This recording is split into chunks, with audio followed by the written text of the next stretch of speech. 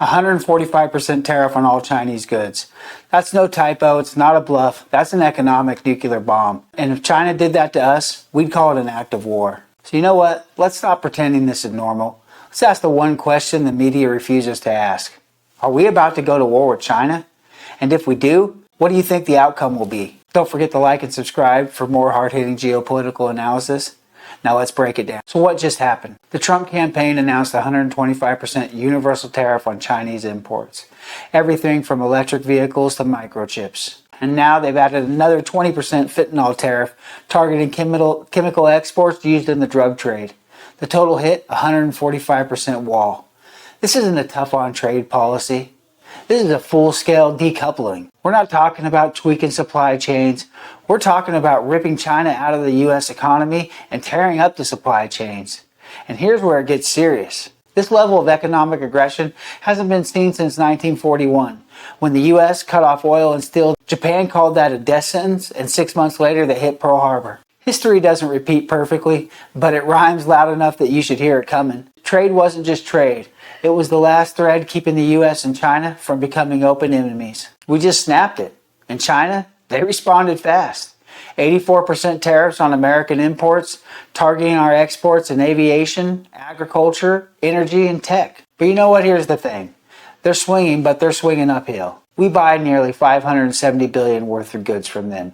They buy about $150 billion worth of goods from us. So no matter how much Beijing retaliates, it's not symmetrical. Still, Xi couldn't just sit back, because in a one-party system, looking weak is the fastest way to lose power. And that's always been China's problem. And that's why this isn't just about economics anymore. It's about survival, for both sides really. So what are Xi's cards? Option 1, crack down on U.S. companies inside China. Apple, Tesla, Boeing, they're easy targets. Expect fines, factory shutdowns, or national security investigations. Option 2, weaponize supply chains. China still dominates rare earths, battery minerals, and active pharmaceutical ingredients.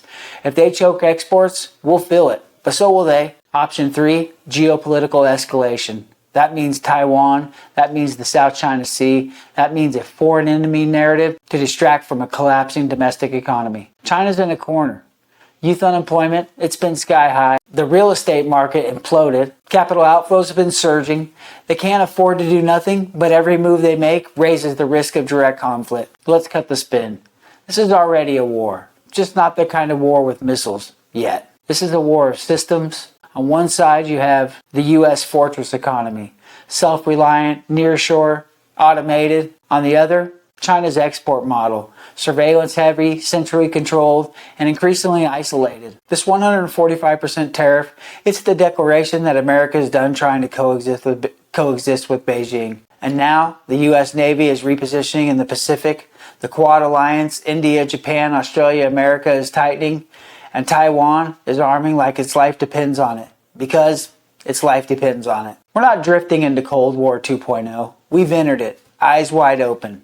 Here's the mistake people make, thinking this is just Trump being Trump. Well, that's where you're wrong. Biden restricted chips, Congress passed sanctions, banned TikTok, and pushed the CHIPS Act to pull supply chains out of China. This is bipartisan, this is generational. Trump is just pulling the Band-Aid off faster. The 145% tariff, it's not a tweak, it's a strategic hard break.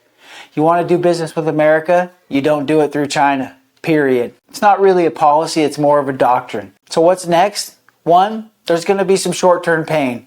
Prices are going to rise, Wall Street's going to cry, but domestic production and nearshoring fill the gap. And the U.S. South are about to boom. Second, Chinese escalation. Expect cyber attacks, sabotage, propaganda, gray zone operations around Taiwan and the South China Sea. Third, a global rebalancing. Europe will hedge, will split, but Japan, India, the Philippines, they're already aligning with us. And fourth, a dangerous window. If China believes time is no longer on their side, if they think Taiwan will drift further out of reach, they might move, not because they're ready, but because they're desperate. So, back to the original question. Are we going to war with China?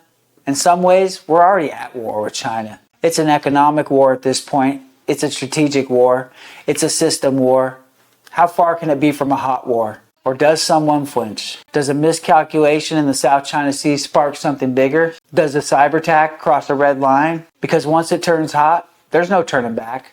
This 145% tariff might go down in history as the moment the fuse was lit. Hey, if you like what you saw, subscribe to America's Geopolitics.